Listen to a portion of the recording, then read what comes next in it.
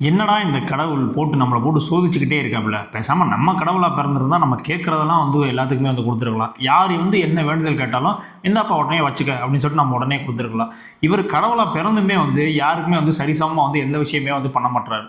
அடுத்த ஜென்மோன்னு ஒன்று இருந்தால் நம்ம வந்து கடவுளாக பிறந்தோம், கடவுளாக பிறந்து நம்மக்கிட்ட வேண்டுற எல்லாத்துக்குமே வந்து எல்லா வேண்டுதலுமே வந்து கொடுத்துடணும் அப்படின்ற மாதிரியான ஒரு மைண்ட் செட் உள்ள ஆட்கள் மட்டும் இந்த கதையை வந்து கேளுங்க. ஏன்னா இங்கே நிறைய பேர் வந்து பார்த்தீங்கன்னா கடவுளாக இருக்கிறது வந்து ரொம்ப வந்து ஒரு ஈஸியான விஷயம், கடவுளாக இருந்து யார் வேணால் இருந்துடலாம் அப்படின்ற மாதிரி ஒரு மைண்ட் செட்டில் இருக்கலாம்.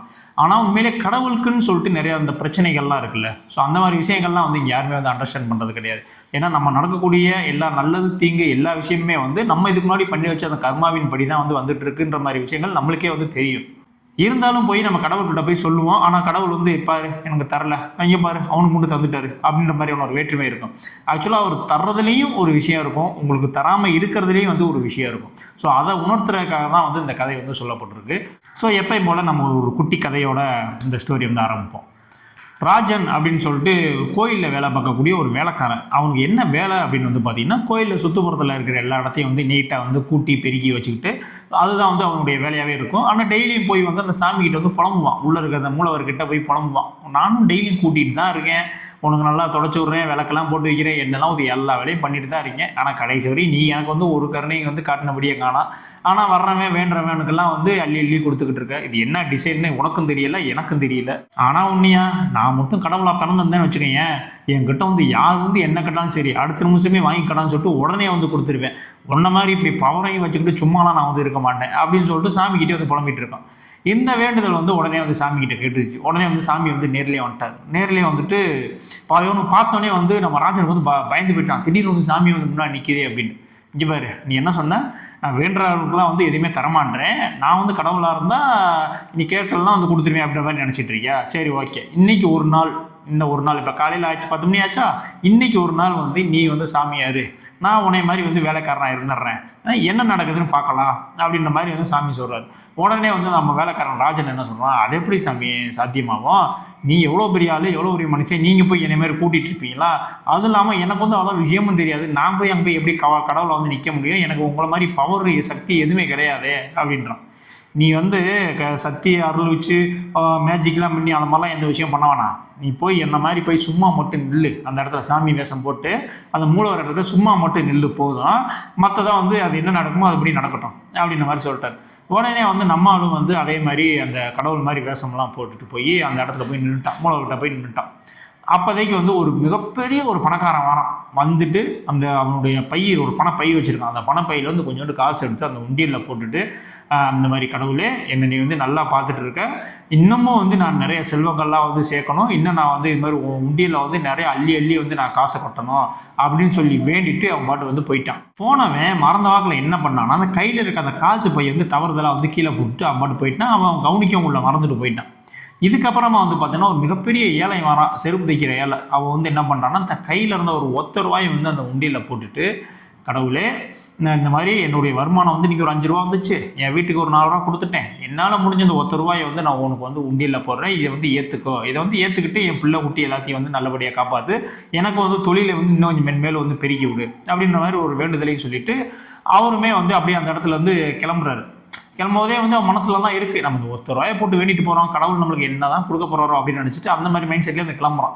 கிளம்போது பார்த்தீங்கன்னா டக்குன்னு வந்து பார்த்தீங்கன்னா காலில் வந்து அந்த ஒரு பை வந்து இடிக்குது. இடித்தோடனே என்னடா பை அப்படின்னு சொல்லி எடுத்து உள்ளே பார்க்கலாம், ஃபுல்லாக வந்து காசாக கிடக்கு. உடனே வந்து இவன் வந்து ரொம்ப வெகுளித்தனமாக என்ன நினச்சிட்டான், நம்ம வேணுன்னே வந்து கடவுள் தான் உடனே வந்து இங்கே வந்து காசு பையை போட்டார் அப்படின்னு நினச்சிட்டு அந்த பையை எடுத்து கையில் வச்சுக்கிட்டு, கடவுளே இப்போ தான் புலம்புனே ₹1 போட்டு என் குடும்பத்தை எல்லாத்தையும் பார்த்துக்க, என் தொழிலை முன்னேற்றிக்கன்னு சொன்ன அடுத்த நிமிஷமே கொடுத்துட்டியே அப்படின்ட்டு ரொம்ப சந்தோஷத்தில் வந்து அவன் பாட்டுக்கு பையை எடுத்துகிட்டு போயிட்டான்.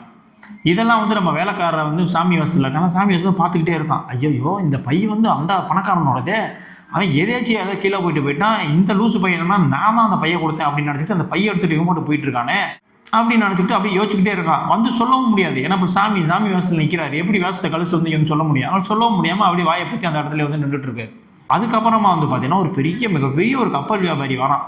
அவன் வந்து உள்ளே வந்துட்டு, ஐயா இந்த மாதிரி வந்து நான் வந்து ஒரு கப்பல் வியாபாரம் சம்மந்தமாக வந்து நான் அடுத்த நாளே வந்து கிளம்புறேன், ஸோ போயிட்டு வர்றதுக்கே வந்தாலும் ஒரு 10-12 நாள் ஆகிடும், என்னுடைய பிரயாணத்தை வந்து அதனுடைய பயணத்தை வந்து நீ தான் வந்து நல்ல முறையில் வந்து பார்த்துக்கணும், எந்த பிரச்சனையும் இல்லாமல் அப்படின்னு சொல்லிட்டு வேண்டிகிட்டு இருக்கான். இவன் இப்படி வேண்டிட்டு இருக்க சமயத்தில் அந்த கோயிலுடைய வாசப்படியில் வந்து பார்த்தீங்கன்னா, அந்த இதுக்கு முன்னாடி பணப்பையை தவற விட்டாலும் அந்த பணக்காரன் வந்து பார்த்தீங்கன்னா, ஒரு 4, 5 பேர் காவலாளி மாதிரி எல்லாத்தையும் வந்து கூப்பிட்டு வந்துட்டு, "ஏய் எல்லாத்தையும் தேடுங்கடா, எல்லா இடத்துலையும் தேடுங்கடா. அந்த கோயில் யார் இருக்கா எல்லாத்தையும் சர்ச் பண்ணுங்கடா. ஏன்னா நான் என்னுடைய பணப்பையை வந்து இங்கே தான் நான் மிஸ் பண்ணிட்டேன். இது யாரோ இங்கே இருக்க ஆள் தான்டா எடுத்திருக்கான்" அப்படின்னு. இந்த காவலாளியை ஃபுல்லாக சுற்றி பார்க்குறானுங்க. கடைசியில் வந்து பார்த்தா அந்த கப்பலில் போகணும்னு சொன்னாலும் அவன் மட்டும் தான் அந்த கோயிலுக்குள்ளேயே இருக்கான். ஏன்னாங்க அப்போ எடுத்தா இவன் தான் எடுத்திருக்கணும், வேற யாரும் வந்து எடுத்திருக்க வாய்ப்பு இல்லை அப்படின்னு சொல்லிட்டு அவனை வந்து கையை பிடிச்சி வச்சு, வாடா ஒழுங்கா என் காசு எங்கே இருக்குன்னு சொல்கிறான் அப்படி இப்படின்னு சொல்லிட்டு அவனை போட்டு அடின்னு அடிக்க ஆரம்பிச்சிட்டாங்க. உடனே வந்து பார்த்தீங்கன்னா அந்த சாமி வேஷத்தில் இருக்க நம்மளுடைய அந்த ராஜன் வேலைக்காரனுக்கு வந்து இதை பொறுத்துக்கவே முடியல. உடனே வந்து சாமி வேஷத்தெல்லாம் களைச்சு போட்டுக்கிட்டு வந்து மனுஷனை வந்து நின்ட்டாப்புல. இவங்க மிரண்டு போயிட்டாங்க. என்ன என் சாமி வந்து இப்படி வந்து நிற்கிதே அப்படின்னு சொல்லிட்டு. ஏய் பொரியா, நான் சாமியும்லாம் ஒன்றும் இல்லை, நானும் ஆசாமி தான், சும்மா மேக்கப் போட்டு போய் நின்றுருந்தேன். உன்னுடைய பணப்பையை வந்து வந்து இவர் எடுக்கலை, உன்னுடைய பணப்பையை வந்து கீழே போட்டு நீ பாட்டு மறந்த வாக்கில் போயிட்டேன். அதுக்கப்புறம் வந்த ஒரு செருப்பு தைக்கிறவன் தான் வந்து உன்னுடைய பணப்பையை வந்து தூக்கிட்டு போயிருக்கான். நீ யார் என்னன்னே தெரியாமல் நீ வாட்டு வந்து இவரை பிடிச்சி அடிச்சுட்டு இருக்க. இவர் எந்த பாவமும் பண்ணலை, ஒழுங்கா நீ அவரை போய் பிடிப்போ அப்படின்னு சொல்லிட்டு சத்தம் போட்டு வந்து அனுப்பிச்சு விட்டான்.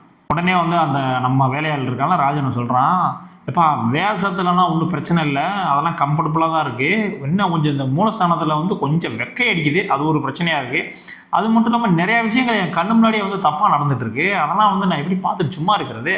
அதனால இன்றைக்கி வந்து வேஷத்துக்கு களைச்சிட்டு போய் இன்றைக்கி ஒருத்தனை வந்து காப்பாற்றி விட்டேன்ல அப்படின்ற மாதிரி வந்து சொன்னோன்னே வந்து அந்த நம்ம ரியல் சாமிக்கு வந்து கோவம் வந்துருச்சு. டேய் உன்னை நான் என்ன சொன்னேன், நீ வேஷம் மட்டும் போய் அங்கே போய் நில்லுன்னு மட்டும் தானே சொன்னேன், நீ பாட்டு என்ன நடக்குதுன்னு பாருன்னு மட்டும் தானே சொல்லிடுறீங்க, நீ எப்படி வேஷத்தெல்லாம் கழிச்சு போட்டு வந்த அப்படின்னோடனே வந்து நம்மளால் வந்து டென்ஷன் ஆகிட்டான். இங்கே பாருங்க சாமி, கண்ணு முன்னாடி தப்பு நடக்கிறத பார்த்துக்கிட்டு நான் சாமியாவே அப்படி நிற்க சொல்கிறீங்களா, உங்களை மாதிரி என்னாலாம் நிற்க முடியாது. அதனால தான் வந்து ஒரு அப்பாவியை வந்து அடிச்சு நேரம் கொண்டிருப்பானுங்க. நான் தான் வந்து கரெக்டாக சொன்னேன், அந்த செருப்பு தைக்கிறவன் தான் வந்து அவன் காசு எடுத்துகிட்டு போயிருக்கான், நீ அங்கே போய் கேள்ப்பா இவனையாப்பா அடிச்சுட்டு இருக்கேன்னு சொல்லி இப்போ அந்த கப்பலில் போகிறவன் வந்து நான் வந்து காப்பாற்றி விட்ருக்கேன். இது எவ்வளோ பெரிய நல்ல செயல், நீங்களாம் வந்து செஞ்சுருப்பீங்கன்னா அதே எடுத்து நின்றுட்டு இருந்திருப்பீங்க. நான் போய் எவ்வளோ சாமர்த்தியம் வந்து இதெல்லாம் பண்ணிட்டு வந்துட்டேன். உங்களை போங்க சாமி, நல்லது செஞ்சாலே உங்களுக்குலாம் பிடிக்காது, அதனால தான் நீங்கள் இன்னமும் கல்லாக ஒரே இடத்துல நின்றுட்டுருக்கீங்க அப்படி இப்படின்னு பேச ஆரம்பிச்சிட்டான். அப்போ தான் வந்து அந்த சாமி சொல்கிறாரு, உண்மையான சாமி சொல்கிறாரு, ஃபஸ்ட்டு வந்து ஒரு பணக்காரன் வந்தான்ல, அவன் கையிலேருந்து கொஞ்சம் காசு எடுத்து உள்ளே போட்டிருப்பான். அந்த காசு வந்து பார்த்தீங்கன்னா அவனுடைய மொத்த சொத்துலேருந்து ஒரு துளி கூட அது வந்து கிடையாது. ஏன்னா எல்லாமே வந்து அவன் ஊரை ஏமாற்றி மக்களை ஏமாற்றி சம்பாதிச்ச ஒரு கருப்பு பணம் தான். அதுலேருந்து கொஞ்சோண்டு காசை போட்டு விட்டுட்டு இன்னமும் எனக்கு வந்து நல்ல வரவை கூட நல்ல உடல்நலத்தை கூட நான் இன்னும் சம்பாதிக்கணும்னு சொல்லி என்கிட்டயே வந்து வேண்டிட்டு போகிறான். அவனுடைய கர்மாவை கொஞ்சமாவது குறைக்கணும்னு சொல்லி தான் அவனுடைய பணப்பையை வந்து நான் வந்து கீழே விழ வச்சேன். அதுக்கப்புறம் வந்து பார்த்தீங்கன்னா செருப்பு தொழிலாளி வந்தான், சரி எப்படியாவது இவன் ரொம்ப நாள் வந்து நம்முடைய பக்தனாக இருக்கான், இவன் கஷ்டப்படுறானேன்னு சொல்லிட்டு இவனுடைய கர்ம விதிப்படி இப்போ அந்த பணப்பை வந்து அவன்கிட்ட கிடைக்கிற மாதிரியான ஒரு சுச்சுவேஷனை வந்து நான் தான் வந்து அமைச்சேன். இப்போ அந்த பணப்பை அவன்கிட்ட கிடைக்காத மூலியமா அவனும் ஒரு நல்ல வாழ்க்கைக்கு போவான், இவன் மூலியம் இவனுடைய பணம் அவனுக்கு கிடைச்சனால இவனுக்கும் இருக்கிற அந்த கர்மாவும் வந்து குறையும் அப்படின்னு தான் வந்து விதி. இதுதான் வந்து விதி, இயற்கை இதுதான், அதுபடி தான் வந்து பிளான் படி கரெக்டாக தான் போயிட்டு இருந்துச்சு. சரி அப்போ அந்த கப்பலுக்காரன் கூட வந்து வேண்டானே சாமி அப்படின்னு நம்மால் கேட்குறான். உடனே அதுக்கு நான் பதில் சொல்கிறேன், அந்த கப்பலுக்காரன் இன்னைக்கு வந்து போனான் அப்படின்னா கண்டிப்பாக வந்து இறந்துடுவான். இன்னைக்கு வந்து கப்பலில் போயிட்டு இருக்கும்போதே வந்து மிகப்பெரிய ஒரு புயல் சூறாவளி வந்து கடலில் வந்து வரப்போகுது, அதிலிருந்து அவனை காப்பாற்றுறதுக்காக தான் இவனை திருடனை வந்து மாட்ட வச்சிடலாம், இவனுங்க வந்தவனே வந்து இவனை தான் வந்து திருடன்னு சொல்லி பிடிச்சிட்டு போயிடுவாங்க. ஸோ இன்றைக்கி அவன் வந்து பிரயாணம் பண்ண மாட்டான்னா இன்றைக்கி வந்து அவன் உயிர் தப்பிச்சிருவான். இதுதான் வந்து அவனுடைய கர்மா, இதுதான் வந்து அவனுடைய விதி. எப்படியாவது வந்து இவனை உயிர் தப்பிக்க வைக்கிறதுக்காக தான் வந்து இவனை வந்து குற்றவாளின்னு நினச்சி இவனை வந்து சிறையில் அடிக்கிறதுக்காக தான் பிளான் பண்ணியிருந்தேன். ஆனால் நீ என்ன பண்ண, ஊடையில் புந்து நல்லது பண்ணுறவன் நினச்சிட்டு இவனை வந்து இப்போ நீ வந்து காப்பாற்றிட்ட. இப்போ காப்பாற்றின அவன் வந்து இப்போ கப்பலில் போயிடுவான், அவன் சூறாவளியில் போய் செத்து போயிடுவான். செருப்புக்காரன் தான் எடுத்தானே அவனையும் கை காட்டி விட்டுட்டான். இவன் வேகமாக போய் அவனை அடித்து அவங்ககிட்ட இருந்த காசையும் பறிச்சிருவான். மேற்கொண்டு ஆல்ரெடி அவனுக்கு கெட்ட கர்மா நிறையா இருக்குது, இப்போ மேற்கொண்டு அவனை அடித்து அந்த காசையும் பிடிக்கிட்டா அப்படின்னா இன்னமும் கெட்ட கர்மா வந்து அவனுக்கு வந்து அதிகமாகிடும். அதே மாதிரி அந்த காசை இழந்துட்டு நிற்கிற அந்த செருப்புக்காரனும் வழக்கம் போல் அவன் செருப்பை தைச்சிக்கிட்டு அன்றாட கூலிக்கு வந்து கஷ்டப்பட்டுட்டு ஒரு வாழ்க்கையை தான் வந்து வாழ்ந்துருக்கணும். நீ ஒரு செகண்ட் வந்து அமைதியாக போய் நின்றுந்த அப்படின்னா எந்த இதையும் சொல்லாமல் அந்த செருப்பு தைக்கிறவனுக்கு அந்த 10,000 அந்த காசு பை எல்லாமே வந்து கிடச்சி அவனோட லைஃப் நல்லா இருந்திருக்கும்.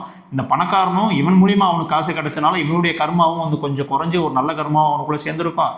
அந்த கப்பல்காரனையும் நீ வாயை மூடிட்டு இருந்த அப்படின்னா அவனும் கப்பலுக்கு போயிருக்க மாட்டேன், அவன் உயிர் பொழைச்சி இன்னைக்கு உயிரோட இருந்திருப்பேன். இன்னைக்கு நீ வந்து எல்லாத்தையுமே வந்து டோட்டலாக வந்து சொதப்பிட்ட அப்படின்னு சொல்லும் போது தான் வந்து அந்த நம்முடைய ராஜன் வேலைக்காரன் வந்து சாமியாருடைய காலில் விழுந்து கெஞ்சிறான், கதறான். இந்த மாதிரி நான் இவ்வளோ பெரிய வந்து ஒரு தப்பு பண்ணிட்டேனே, இப்போ தான் வந்து உங்களுடைய அர்த்தங்கள் நிறையா புரியுது, எல்லாமே வந்து விதிப்படி தான் நடக்கும், கர்மாப்படி தான் நடக்கும் அப்படின்ற விஷயம் எனக்கு இப்போ தான் புரியுது. நீங்கள் ஒருத்தவங்களுக்கு ஒரு விஷயம் கொடுக்குறதுலேயும் ஒரு கருணை இருக்குது, ஒரு விஷயத்தை நீ கொடுக்காமல் இருக்கிறதுலேயும் ஒரு கருணை இருக்குது அப்படின்றத நான் இப்போ தான் வந்து புரிஞ்சுக்கிட்டேன். உண்மையிலே சொல்கிறேன், கடவுளாக இருக்கிறது உண்மையிலேயே ரொம்ப கஷ்டம்தான். ஆனால் இப்போவும் சொல்கிறேன் சாமி, நான் புரிஞ்சுக்கிட்ட மிக முக்கியமான ஒரு விஷயம் என்ன அப்படின்னா, நீங்கள் ஒரு ஆளுக்கு ஒரு விஷயத்தை கொடுக்குறீங்க அப்படின்னா அதுவும் அவங்களோட கர்ம பலன் படி தான் நடக்குது. ஒரு விஷயத்தை கொடுக்காம அவங்களுக்கு தடுத்து நிப்பாட்டி வச்சிருக்கீங்க அப்படின்னாலும் அதுவும் கர்ம பலன் படி தான் நடக்குது. ஸோ எல்லாமே நீங்கள் பண்ணுற எல்லாமே வந்து நன்மைக்கு தான் அப்படின்ற ஒரு விஷயத்த வந்து நான் வந்து இப்போ நல்லாவே வந்து நான் புரிஞ்சுக்கிட்டேன். உங்களை மாதிரி இருக்கிறது கண்டிப்பாக வந்து கஷ்டம் தான். என்னால் ஒரு நாள் தான் இருந்தேன், அதுலேயே நான் இவ்வளோ பெரிய தப்பெல்லாம் பண்ணிட்டேன். ஸோ கண்டிப்பாக என்னை வந்து மன்னிச்சிருங்க. இனிமேல் அந்த தவறை வந்து நான் பண்ண மாட்டேன். நான் வந்து இன்னமும் வந்து நல்லபடியாக உழைச்சி எனக்கு அது கிடைக்கல இது கிடைக்கல அப்படின்லாம் யோசிக்க மாட்டேன். எனக்கு கிடைக்க வேண்டிய நேரத்தில் என் கடவுள் வந்து எனக்கு கரெக்டாக கொடுப்பாரு அப்படின்ற விஷயம் வந்து இதன் மூலிமா நான் புரிஞ்சுக்கிட்டேன். இனிமேல் நான் நல்லா உழைச்சிக்கிட்டே இருக்கேன். நீங்கள் எப்போ எனக்கு தருவீங்களோ அதெல்லாம் நீங்கள் தாங்க அப்படின்ற மாதிரி ஒரு மைண்ட் செட்டோட வந்து போயிட்டான். ஸோ இதுதான் வந்து நம்ம சொல்ல வந்த கதை. ஸோ நம்ம வந்து எப்பயுமே வந்து கடவுளை வந்து திட்டிகிட்டே இருப்போம், இவர் வந்து இப்படி இருக்காரு அப்படி இருக்காரு, நம்ம என்ன கேட்டாலும் தரமாட்டாரு அப்படின்னு. ஸோ அந்த கதையில் சொன்ன மாதிரி தான். ஸோ எப்பயுமே கடவுள் ஒருத்தருக்கு ஒரு விஷயத்தை கொடுக்குறதுலேயும் ஒரு கருணை இருக்கும், கொடுக்காம நிப்பாட்டி வைக்கிறதுலையும் வந்து ஒரு கருணை இருக்கும். ஸோ நம்மளுக்கு கிடைக்கிறது லேட்டாக கூட கிடைக்கலாம். அந்த ஏன்ப்பா லேட்டாக கிடைக்கிது அப்படின்னா அதுக்கான காரணம் இப்போ அந்த கதையில் அந்த மாதிரியான ஒரு ரீசனாகவும் கூட இருக்கலாம். ஸோ அந்த கதை உங்களுக்கு புரிஞ்சிருக்கும். ஸோ அந்த கதையின் மூலயமா நீங்கள் ஏதாவது ஒரு விஷயங்கள் கற்றுக்கிட்டீங்க அப்படின்னா கண்டிப்பாக வந்து நம்மளுடைய கமெண்ட் பாக்ஸில் சொல்லுங்கள். இல்லை வேறு மாதிரியான கதைகள் வேணும் அப்படின்னாலும் நம்மளுடைய கமெண்ட் பாக்ஸில் வந்து நீங்கள் வந்து பதிவிடலாம். ஸோ நம்ம சேனலை சப்ஸ்கிரைப் பண்ணாங்க, கண்டிப்பாக வந்து சப்ஸ்கிரைப் பண்ணிக்க. பாய்.